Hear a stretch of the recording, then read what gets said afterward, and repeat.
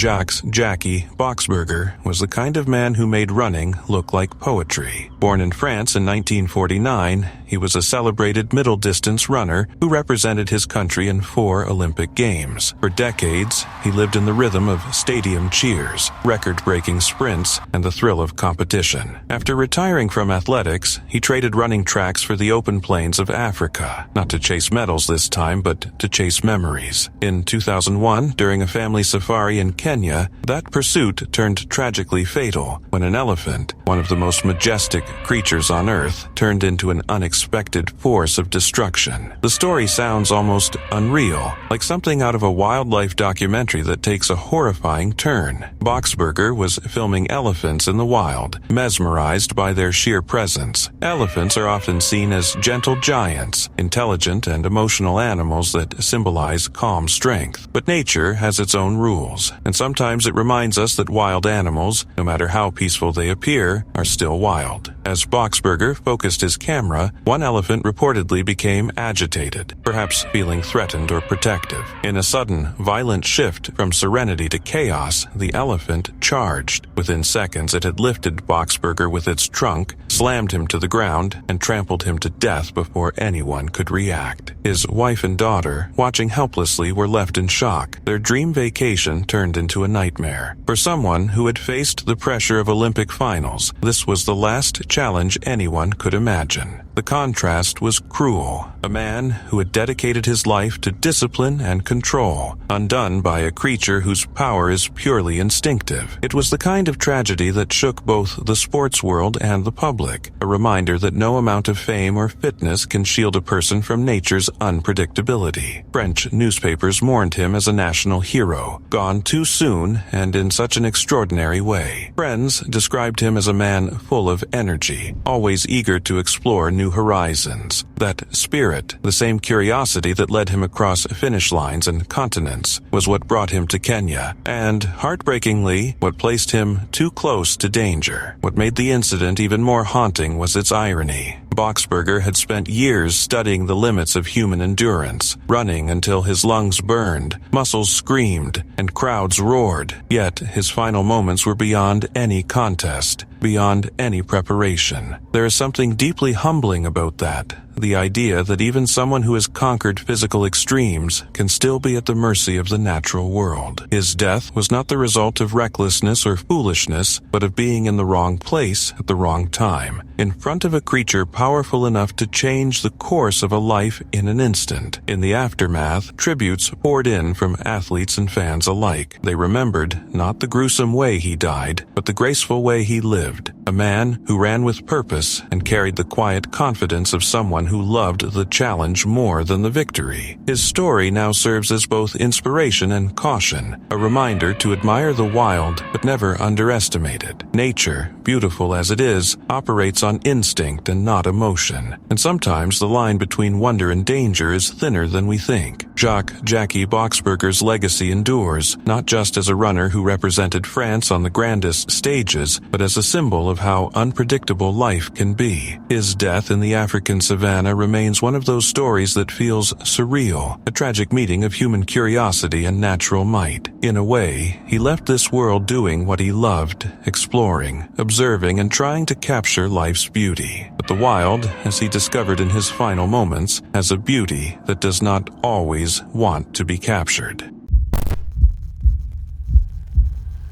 On the morning of June 2, 2022, 39-year-old Stephen Dirks reported for his shift at Caterpillar's foundry in Mapleton, Illinois. He had been on the job just 9 days, still learning the ropes at a facility that produces cast iron engine components for construction and mining equipment, diesel engines, and industrial machinery. The plant's melt floor was dominated by massive open pots of molten iron, each holding thousands of pounds of liquid metal heated to over 2,000 degrees, roughly twice the temperature of volcanic lava. The heat radiating from the pots was intense. Workers on the platform felt it immediately on their faces and arms as they moved across the floor. The metal glowed a deep orange, shimmering like liquid fire, and flowed with a mesmerizing yet deadly fluidity. For most, these conditions were routine, but every step near the edge carried a lethal risk. Stephen's task that morning was a standard one, taking a sample of the molten iron before it was poured into molds. He carried his tools onto the platform and approached the edge of one of the 11-foot deep pots.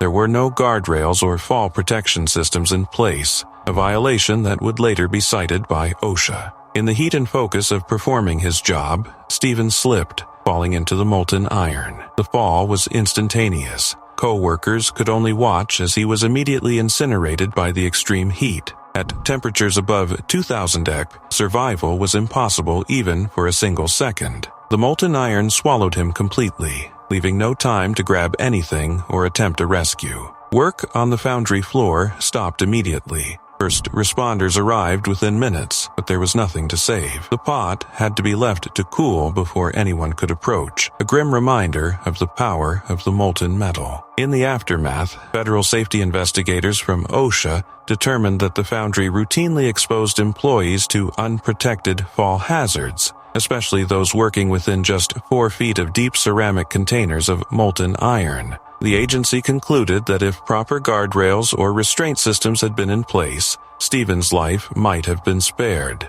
Caterpillar was cited for one willful safety violation and fined $145,027. Stephen's death was not only a catastrophic accident, but a stark reminder of the dangers inherent in industrial work. The plant employs over 800 people. Yet, even a Fortune 500 company with vast resources failed to provide basic fall protection in one of the most hazardous areas of the foundry. Stephen Dirks left behind 3 children, a family forever changed by a tragedy that could have been prevented. His story serves as a chilling warning. In industrial settings, even a routine task performed in a moment of carelessness or oversight can turn instantly fatal. The molten iron he fell into was unforgiving, and the consequences of inadequate safety measures were irreversible.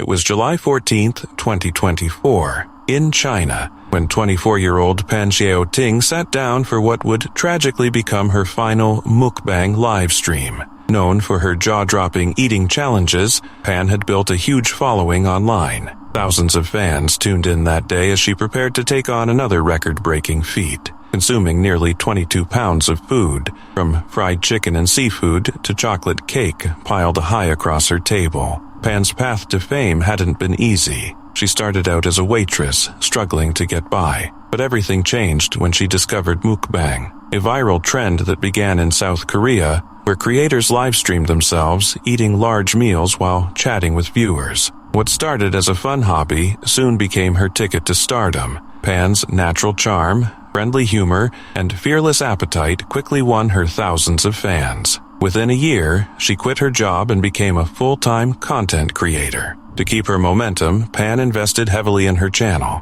renting a studio, buying professional lighting, and building a dedicated setup. The payoff was massive. Live stream donations and virtual gifts poured in, and her follower count exploded. But behind the smiles and success, her lifestyle was taking a dangerous toll. As her fame grew, so did the pressure to outdo herself. Her eating challenges became more extreme, sometimes lasting 10 hours or more, with meal portions that would overwhelm anyone. Her parents begged her to slow down, terrified for her health. They warned her that no amount of money or fame was worth her life, but Pan brushed off their concerns, insisting she knew her limits. In truth, her body had already been breaking down. She had been hospitalized several times for internal bleeding and digestive issues, yet she kept returning to the camera, driven by the demands of her audience and her determination to keep her numbers high. On the day of her final stream, everything seemed normal at first. She smiled at the camera,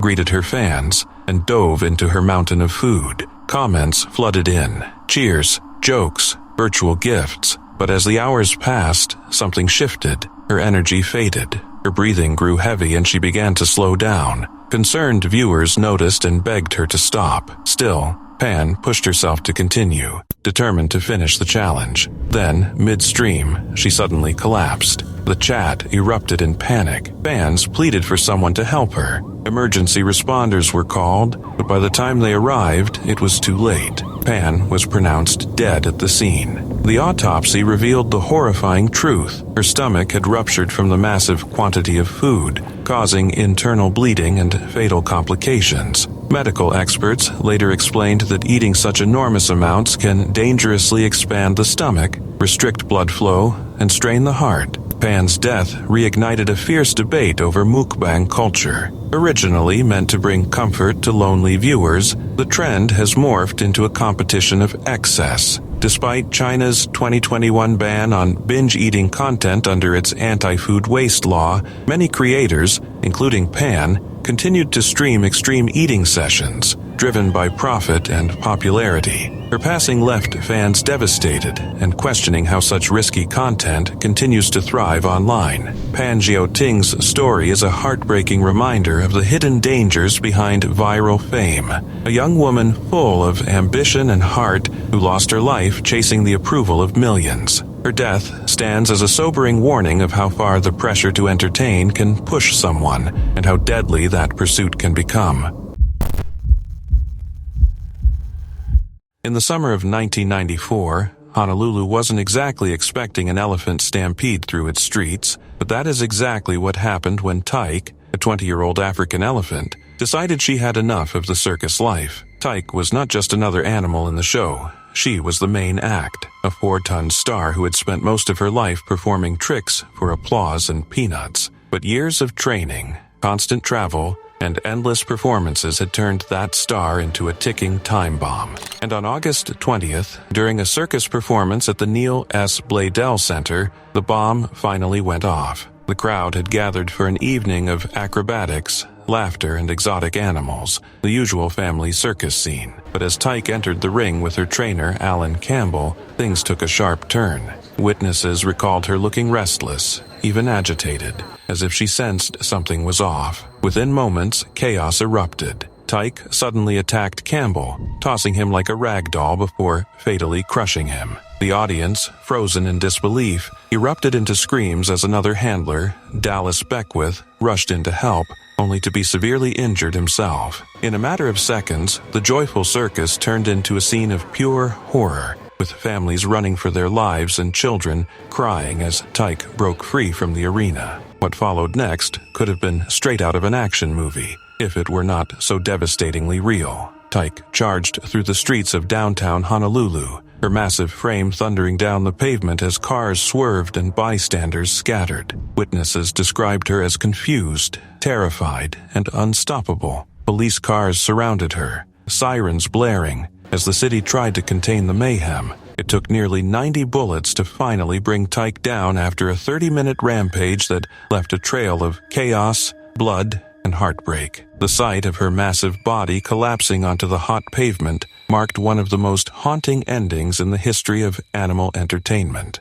The footage of the event spread quickly, first through local news, then across the world. People were horrified not just by the rampage, but by the realization of what drove it. Tyke's attack was not random. It was the result of years of suffering under harsh training methods, isolation, and unnatural captivity. Reports later revealed that she had shown aggression before, even injuring trainers in earlier performances, but those warnings were ignored in favor of profit and spectacle. Her death, caught on camera and replayed countless times, became a symbol of everything wrong with the use of wild animals for entertainment. In the aftermath, public outrage exploded. Protesters demanded justice for Tyke, arguing that her rampage was a desperate act of self-defense, a cry for freedom. Lawsuits followed, and animal rights groups like PETA and the Humane Society used the incident to push for bans on wild animal performances. Over time, their efforts began to pay off. Hawaii eventually became one of the first states to restrict the use of exotic animals in circuses,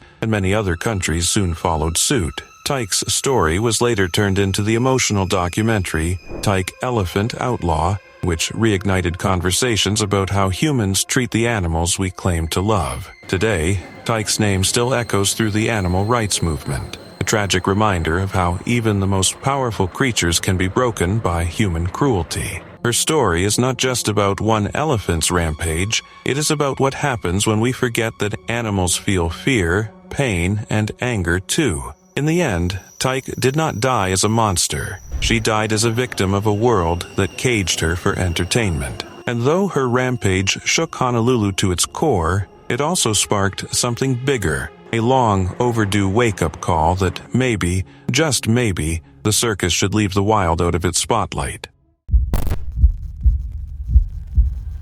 It started as just another morning shift at the Bumblebee Foods plant in Santa Fe Springs, California. On October 11, 2012, Jose Milena, a 62-year-old employee who'd worked there for years, clocked in before dawn. He knew the routine like the back of his hand. Load the carts with tuna, slide them into the industrial ovens, seal them tight, and let the massive pressure cookers do their job. These weren't ordinary ovens. Each one stretched over 30 feet long, capable of holding thousands of cans at once. When sealed, the chamber filled with superheated steam, climbing to around 270 to cook the tuna perfectly. It was dangerous equipment, the kind of machinery that demanded strict safety measures and constant awareness. That morning, amid the noise of forklifts, rattling carts, and clanging metal, Jose stepped into the oven to check the carts he'd just loaded. Nobody saw him go in. On a busy floor with dozens of workers moving at once, his absence barely registered. A co-worker, assuming Jose had stepped away to the bathroom, closed the steel door, locked it, and started the cooking cycle. The oven sealed shut with a heavy clang. Steam began to pour through the pipes as the temperature climbed. Inside, Jose was trapped. Once the system was engaged, there was no manual release. It had to complete its full 2-hour cycle before it could be opened again. As the factory continued its routine, stacking pallets, running forklifts, and cycling ovens, no one realized Jose was missing. 2 hours later, when workers opened the oven expecting cooked tuna, they were met with a scene that would haunt them forever. Jose Milena had been inside the entire time. Deputy District Attorney Hoon Chun, a man who had prosecuted over 40 murder cases, later called it the worst circumstances of death I have ever witnessed. He added grimly, "If you had to choose a way to die, you'd rather be shot or stabbed than slowly cooked in an oven." The horrific tragedy sent shockwaves through California and drew the attention of state investigators and federal workplace safety officials. The California Division of Occupational Safety and Health concluded that Bumblebee Foods had failed to properly assess the dangers of working near those industrial ovens and lacked effective safety systems to prevent such a disaster. The company was initially fined $74,000, but that was only the beginning. Years later, after lengthy legal proceedings, Bumblebee Foods agreed to pay $6 million to settle criminal charges, the largest workplace death payout in California history. The settlement included $1.5 million directly to Milena's family, along with additional fines and a promise to overhaul factory safety nationwide. As part of the agreement, Bumblebee was required to upgrade its ovens so workers could never be trapped inside again, and to implement new training programs focused on safety awareness. The company's plant operations director, Angel Rodriguez, and former safety manager Sol Flores were also charged. Flores, 42, pleaded guilty to a felony violation of workplace safety laws and received 3 years probation and nearly $19,000 in penalties. Rodriguez, 63, agreed to perform 320 hours of community service, take safety courses, and pay fines totaling around $11,000. In a public statement, Bumblebee said, "We will never forget the unfathomable loss of our colleague, Jose Milena, and we are committed to ensuring employee safety remains our top priority." But for those who knew Jose, no amount of money or corporate promises could erase what happened that morning. How an ordinary shift in a seafood plant turned into one of California's most horrifying industrial accidents, when a man was literally cooked to death in the same oven built to prepare tuna. It was September 14, 2020, in Aba, a remote Tibetan region in China's Sichuan province, when what started as an ordinary livestream turned into something no one could have imagined. Lamu, a 30-year-old Tibetan video blogger, wasn't just another influencer. She was beloved. With over 780,000 followers on Douyin, China's version of TikTok, she had captured hearts across the country. Her videos were simple, yet deeply comforting. Cooking traditional meals, singing folk songs, wandering through mountain fields, always dressed in colorful Tibetan clothes, always smiling. She never wore makeup, she didn't need to. Her authenticity was her beauty, but behind that bright smile, there was a painful secret. Lamu had been living through years of abuse. Her husband, Tang, had been violent and controlling. After enduring it for far too long, she finally found the courage to leave him. In June 2020, she divorced him, hoping it would be the start of a peaceful new chapter. But Tang couldn't let go. He stalked her, threatened her, and begged her to come back. Lamu stood her ground, unaware that his obsession would soon turn deadly. On the morning of September 14th, she uploaded what would be her final video, singing a traditional Tibetan song. Later that day, she went live again, chatting cheerfully with her fans, like she always did. Then, suddenly, the stream went dark. Viewers didn't realize what was happening. The Tang had just burst into her home, carrying a bucket of gasoline. Off camera, but still on live, he doused Lamu with the fuel and set her on fire. What followed were the chilling sounds of chaos, her screams, her pain, echoing through thousands of screens. Her followers watched in horror, powerless to stop it. Neighbors rushed in, putting out the flames and calling for help. Lamu was rushed to the hospital with burns over 90% of her body. For 2 long weeks, she fought to survive, but on September 30th, she passed away. Her death sent shockwaves through China and far beyond. Fans flooded her Douyin page with grief and outrage. Donations poured in to help her family. And soon after, Tang was arrested,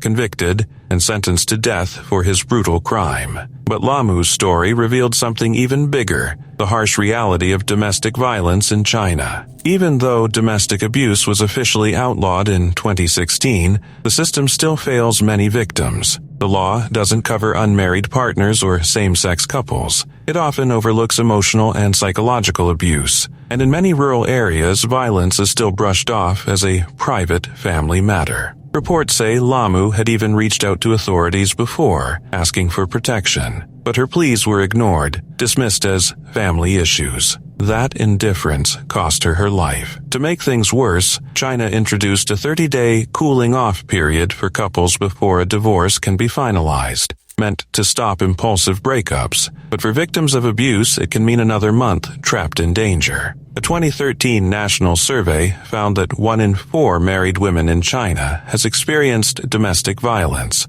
a number likely even higher in rural regions like Aba. After Lamu's death, her Douyin page transformed into a digital memorial. Her old videos, once symbols of joy and tradition, became powerful reminders of resilience, loss, and the need for change. Some local governments have since promised reforms, including tracking known abusers, but activists say it's not nearly enough. Lamu's life was full of light, love, and courage. Her death was a tragedy, but also a turning point. Her story still echoes online, urging a simple truth: no one should ever have to suffer in silence.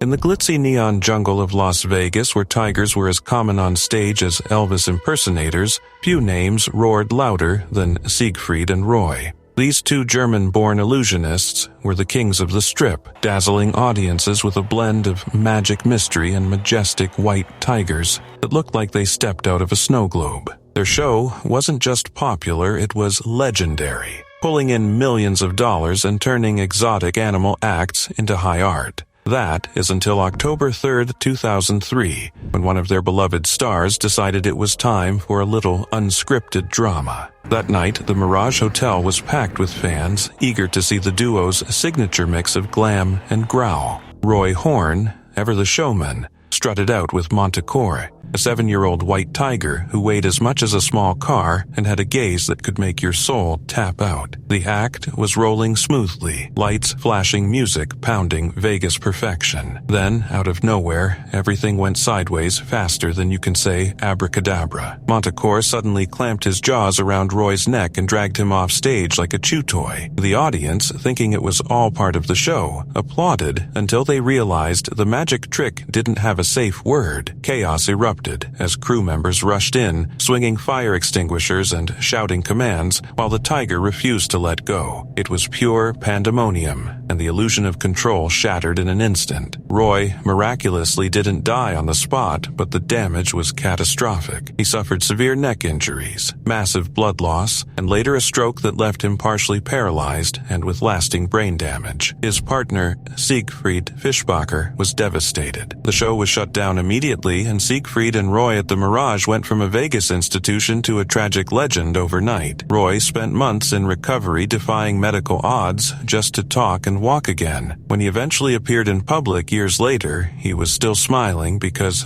that's the kind of man who brings a tiger on stage and calls it love. Now you'd think being bitten by a 400-pound predator would make Roy furious, but nope, he defended Manticore until the end. He insisted the tiger hadn't attacked him out of aggression, but had actually saved him after he suffered a stroke mid-performance. According to Roy, Manticore sensed something was wrong and tried to drag him to safety like a furry paramedic. Animal behaviorists, however, weren't entirely buying that story. Some claimed the tiger reacted to confusion or an unintentional cue, while others thought it was simply a reminder that wild animals, no matter how trained, don't do scripts. Still, Roy's love for his animals never wavered. He even continued to visit and care for Manticore, who lived until 2014. The incident didn't just end one of Vegas's biggest acts, it also sparked global conversations about animal welfare, entertainment ethics, and the limits of human control. The Mirage eventually replaced its iconic tiger show with Cirque du Soleil trading clause for contortionists. But even after the curtain fell, Siegfried and Roy remained inseparable. They lived quietly together in Las Vegas, surrounded by their beloved animals and memories of their once magical empire. Roy passed away in May 2020, not from a tiger's teeth, but from complications related to COVID-19. Siegfried followed a year later, closing the final act on one of showbiz's most extraordinary partnerships. Their story remains both enchanting and eerie, a reminder that when you dance with tigers, you're not just playing with magic, you're gambling with nature itself. And in Vegas, if the house always wins, sometimes the tiger does too.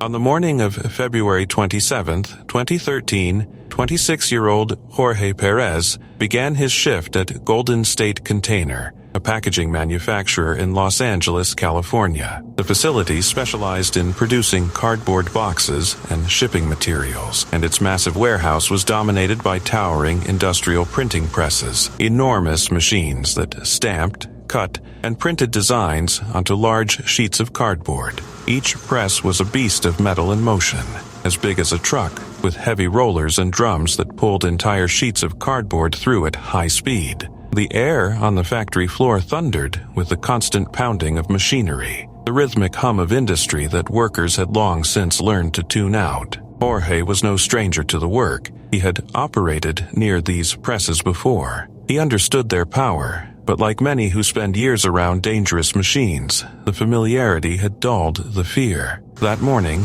Jorge was assigned to one of the larger printing presses. It was running as usual, its rollers spinning non-stop, gripping and pressing cardboard with mechanical precision. Sometime during his shift, he stepped too close. In the blink of an eye, his clothing or hand must have caught in the moving rollers, and the machine pulled him in.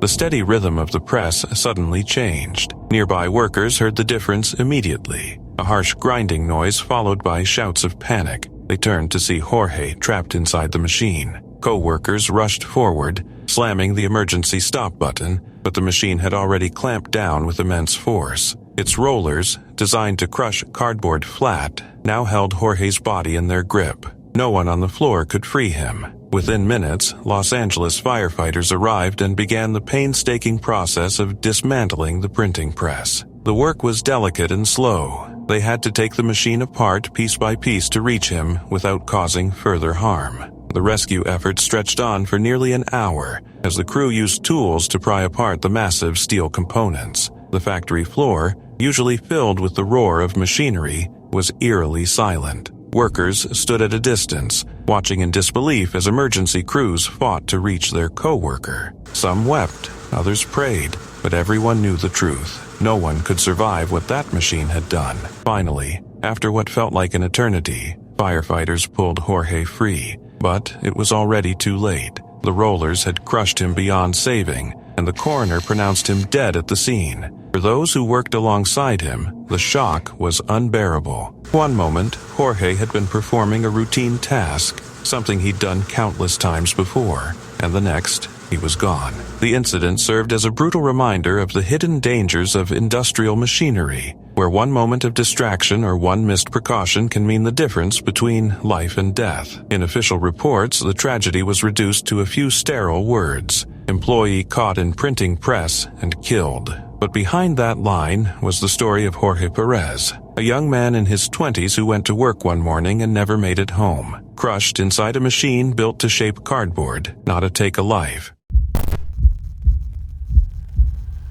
It was May 16th, 2024, in Suffolk, Virginia, a day that would end in unimaginable tragedy. 17-year-old Raleigh Freeman III, better known as Rio Huncho, was a rising rapper full of energy, ambition, and promise. With nearly 29,000 Instagram followers and a growing Spotify audience, he was starting to make his mark on the music scene. That evening, Rio decided to go live on Instagram from his home, just a casual stream to connect with fans. It was something he'd done plenty of times before, but this time, the live stream would take a devastating turn. During the broadcast, Rio picked up a handgun, something he'd shown off before in photos and videos to fit his rapper image. The gun had a green laser and flashlight attachment, and he handled it like a prop, joking and waving it around. At one point, he appeared to switch off the safety, pointed it toward his own head, made a bold remark, and pulled the trigger. A loud gunshot rang out.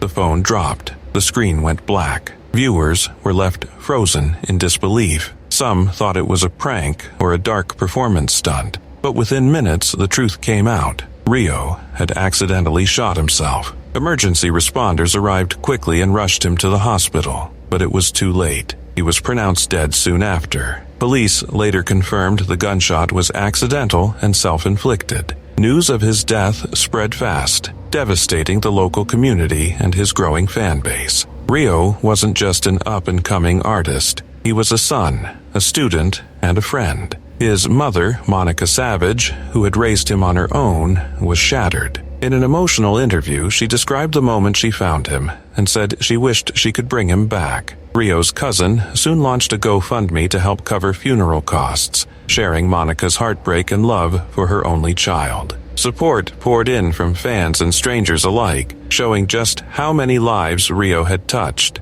At his high school, teachers and classmates mourned his loss. His teacher, Cara Dorsey, shared a heartfelt message encouraging students to honor Rio's memory by chasing their dreams. Days later, the community held a balloon release, bright colors rising into the sky, a tribute to a young life gone far too soon. His death also reignited a painful conversation about gun safety. Authorities began investigating how such a weapon ended up in his possession. Experts and community leaders stressed the importance of education, proper storage, and supervision, especially in homes with teenagers. A few simple safety steps, they said, can prevent tragedies like this. Rio's story became more than just a headline. It was a wake-up call about the dangers of treating firearms like props or symbols. Despite the tragedy, his music lives on. Songs like Money Getta and DOA showcase his raw talent, confidence, and drive. They're reminders of a young artist whose voice had only begun to be heard.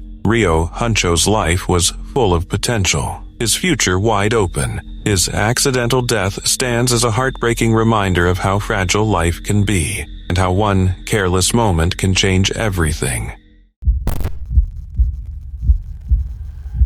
Jean Batten was not just a pilot. She was a force of nature wrapped in silk scarves and determination. Born in 1909 in New Zealand, she grew up with her head quite literally in the clouds, not out of whimsy, but out of ambition. While most young women of her time were expected to follow predictable paths, Jean had her eyes set on the skies. Her mother, a fierce supporter of her dreams, encouraged her to take flight, figuratively and literally. And once Jean took to the air, she never looked back. By the 1930s, aviation was still an uncertain science and an even riskier career for anyone, let alone a woman. But Jean Batten was not one for limits. She trained hard, flew harder, and quickly made a name for herself as one of the boldest aviators of her era. Her solo flights between continents turned her into an international sensation. She broke record after record, flying from England to Australia and later from England to New Zealand, feats that were considered impossible at the time.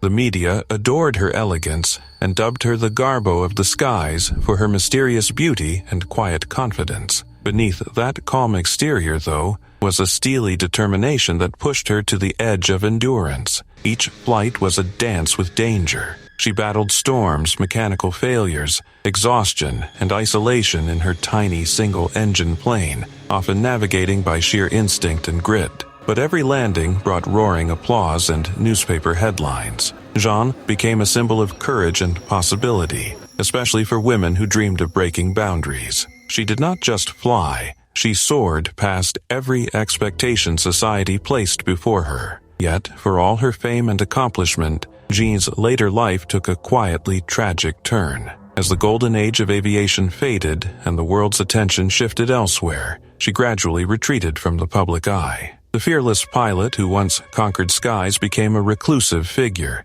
living in solitude on the island of Majorca in Spain. Her glamorous adventures were replaced by quiet days and fading memories of applause. Still proud and independent, she kept to herself, wary of modern medicine and reluctant to rely on anyone. In 1982, an incident that seemed minor at first would lead to her untimely end. While staying in a small town, she was bitten by a dog. It was not a dramatic wild animal attack or a daring accident, just an ordinary bite that most people would have brushed off. But Jean, true to her stubborn spirit, refused medical treatment and antibiotics. Infection slowly set in, leading to sepsis and a pulmonary abscess. The woman, who had survived countless life-threatening flights, succumbed quietly and painfully to a simple wound. Even more tragically, her death went unnoticed for years. She had no close family nearby, no journalists following her story, no admirers left to wonder where she had gone. Her body was not identified until 1987, 5 years later, when a journalist finally traced her mysterious disappearance. The revelation shocked the world, as the aviation icon who once conquered the skies had died in anonymity, far from the spotlight she once commanded. Jean Batten's story is a haunting reminder that greatness and fragility often share the same wings. She lived boldly, chased horizons few dared to reach, and proved that courage can defy gravity. Yet her quiet, lonely death showed that even legends can fade into silence. Still, her legacy remains unshaken. The girl from New Zealand who looked at the sky and decided to make it her home, forever immortalized as one of aviation's brightest and most tragic stars. On February 9, 2019, Daniel Hill, a 54-year-old worker from South Lyon, Michigan, began what should have been another ordinary shift at Michigan Seamless Tube, a steel manufacturing company known for producing heavy-duty metal tubing. That day, Daniel was assigned one of the plant's most dangerous tasks, checking the acid tanks, enormous open vats filled with boiling sulfuric acid, heated to around 160 degrees. The acid solution, maintained at a concentration of roughly 10 to 12%, was used to strip rust and impurities from steel tubes before they were processed further. Daniel was relatively new to this part of the job, and the task required him to walk across a narrow, elevated platform that ran above the tanks. The air was thick with a sharp, chemical mist that burned the eyes, nose, and throat. The metal grating beneath his boots was slick with condensation. Just after 12:20 p.m., something went terribly wrong. Daniel slipped and fell directly into one of the acid vats. Two of his co-workers immediately rushed to the scene, fighting through the fumes to pull him out of the scalding liquid. Within moments, they managed to drag him free, but the damage was already catastrophic. The acid had eaten through his clothing instantly, burning deep into his skin and muscle tissue. Witnesses later said it was one of the most horrifying things they had ever seen. Panicked workers dragged Daniel beneath an emergency safety shower, desperately trying to rinse away the acid as he screamed in unimaginable pain. But the chemical reaction was unstoppable. The acid had already soaked through much of his body, leaving his skin peeling and raw. Despite his agony, Daniel remained conscious as his co-workers tried to help him.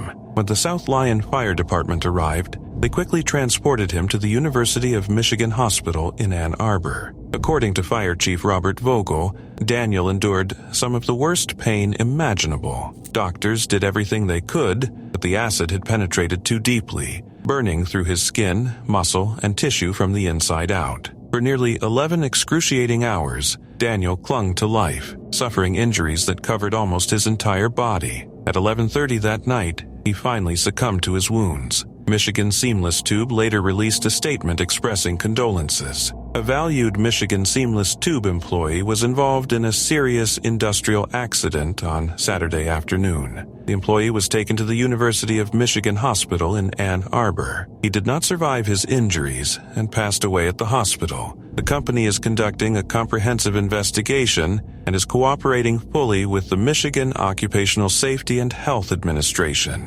Investigators from MIOSHA, the Michigan Occupational Safety and Health Administration, later confirmed that Daniel had been checking the acid's concentration when he fell. Their report, chilling in its simplicity, summarized the event in a single sterile line. Employee falls into tank of sulfuric acid and is killed. Months later, state regulators fined Michigan Seamless Tube $2,500 for safety violations. They found that the acid tanks lacked proper guardrails and anti-slip measures, and that workers were not adequately trained for the hazards of working around open vats of acid. Daniel Hill left behind a loving family, children and grandchildren, people whose lives were shattered by one tragic moment. His death was described as slow and agonizing, the result of a preventable accident in a workplace that underestimated its risks. It stands as a grim reminder that in industrial settings, even a single oversight can turn a routine task into a nightmare, and that every safety measure ignored can cost a life.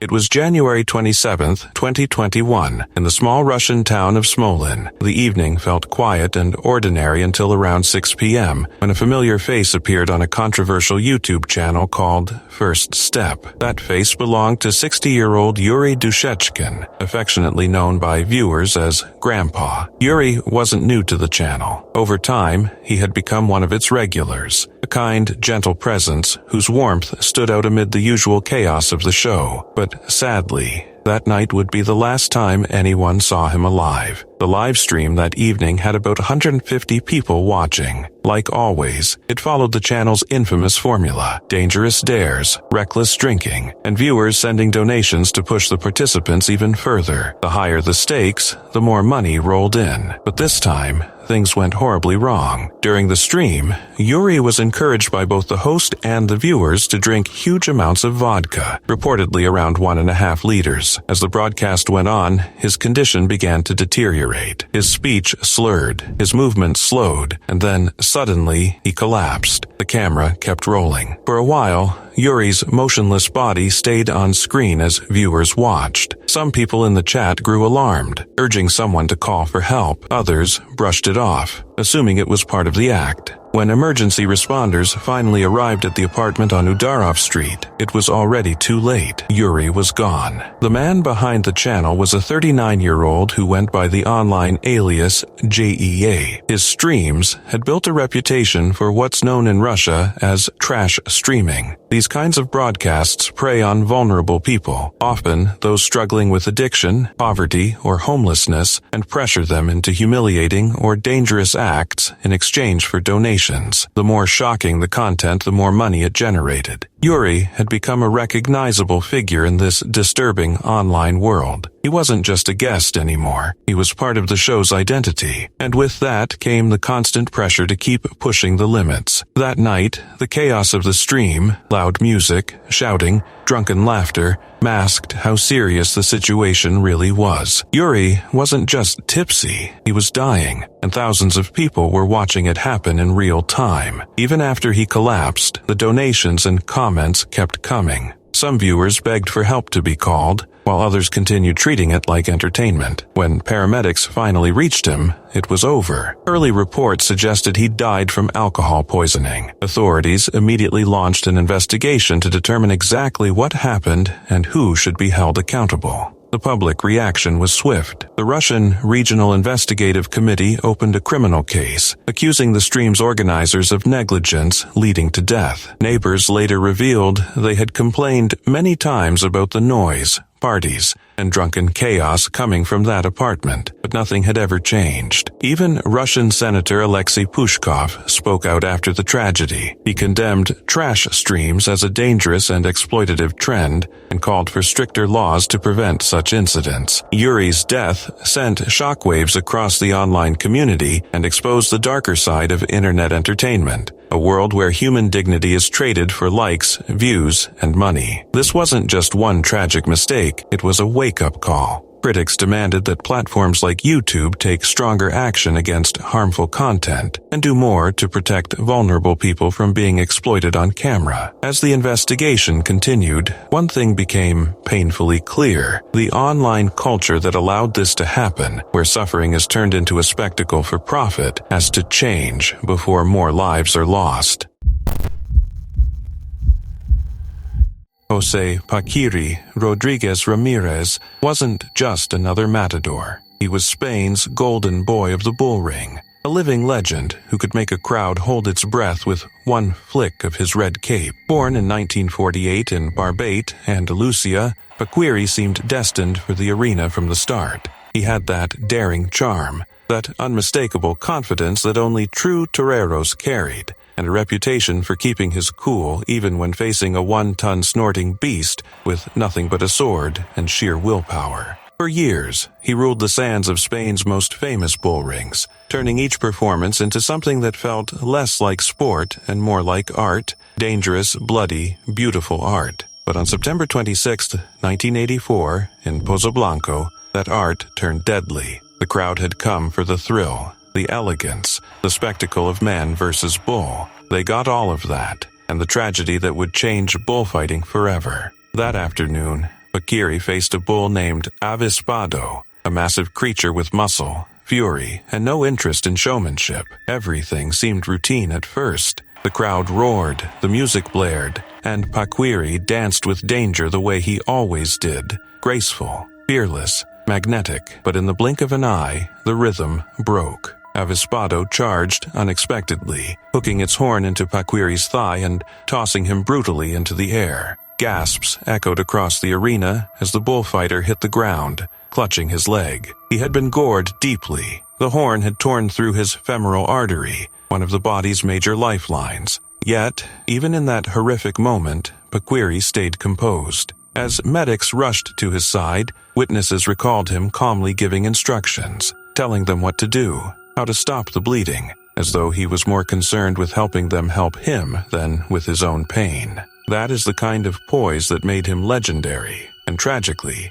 it would be the last anyone saw of his unmatched courage in the ring. The medical staff did what they could, but the facilities in Pozoblanco were far from equipped for such a catastrophic injury. There was no proper trauma center, no vascular surgeon on standby, and precious minutes slipped away as they scrambled to move him. Despite the chaos, Paquiri remained conscious, even talking to the ambulance crew during the transfer. His strength was unreal, but nature was cruelly indifferent that day. He bled out before reaching a hospital, leaving Spain reeling from the loss. When news of his death broke, it felt like the nation had lost more than just a bullfighter. They had lost a symbol of bravery, elegance, and national pride. His funeral was broadcast on television, watched by millions who couldn't believe the man who once made bulls bow to his will was gone. His wife, the famous singer Isabel Pantoja, was heartbroken, and their son, Francisco José Rivera,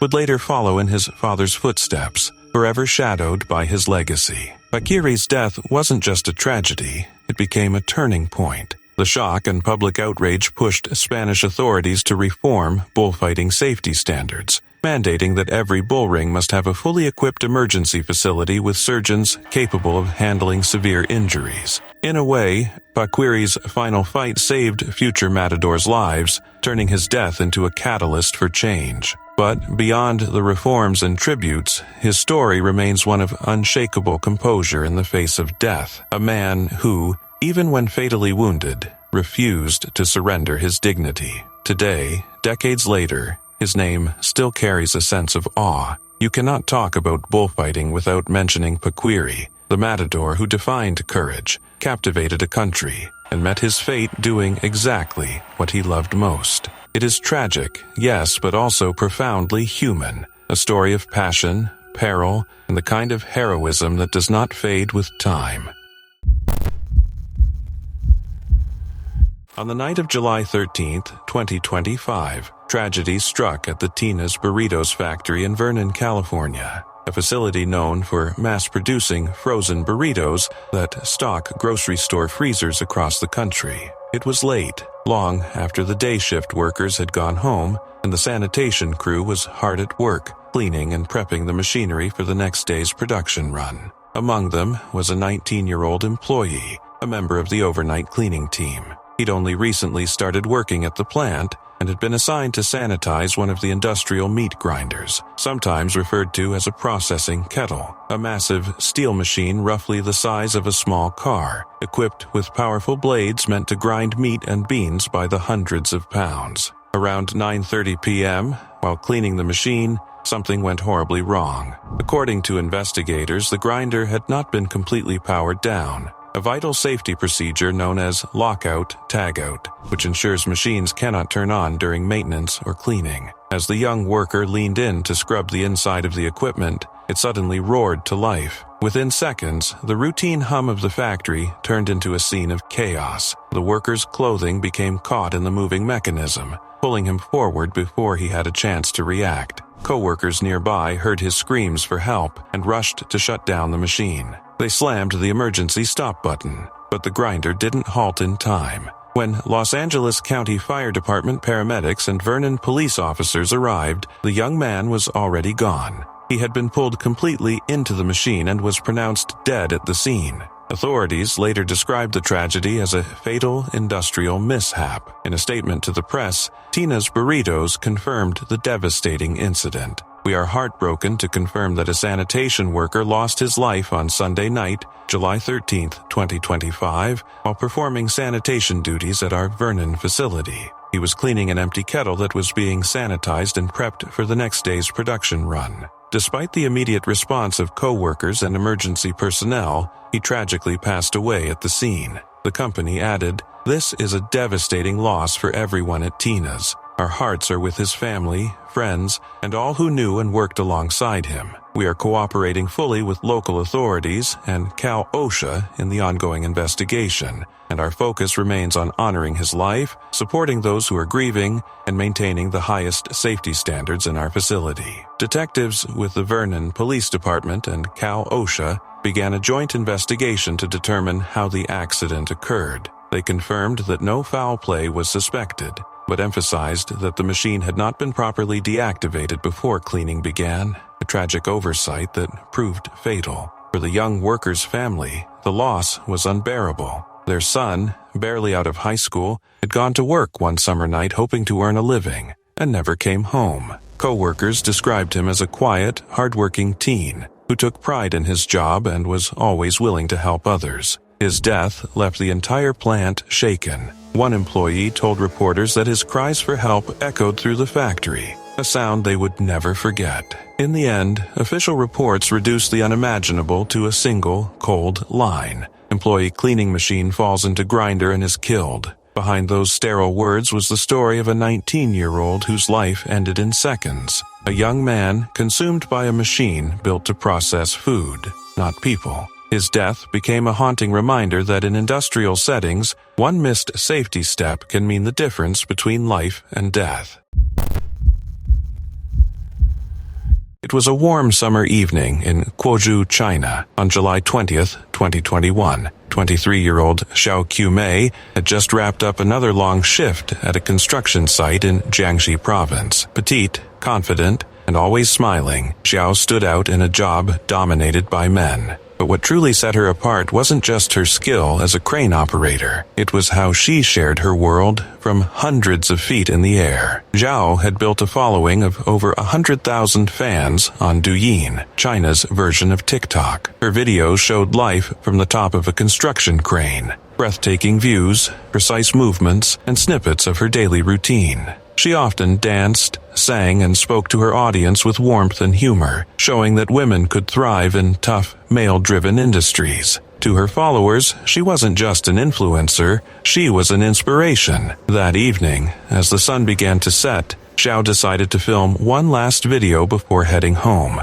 Most of her co-workers had already left for the day. The construction site was quiet, except for the hum of distant machinery. Around 5:40 p.m., she set up her phone, smiled into the camera, and began to dance and chat like she always did, cheerful and full of life. Then, in a single moment, everything changed. The video suddenly shook. Metal beams rushed past the frame. A sharp scream pierced the air. It was Xiao's. She had fallen from her crane nearly 160 feet to the ground below. Emergency responders arrived quickly, but it was too late. Xiao was pronounced dead at the scene. Early reports suggested she had been filming when she fell, claiming she was distracted by her phone. But her family firmly denied it. They said she was always careful and professional, and that her phone stayed in her bag during work hours. According to them, she slipped while climbing down from the crane. A tragic accident, not a careless mistake. News of her death spread rapidly across social media. Her fans were devastated. Just hours earlier,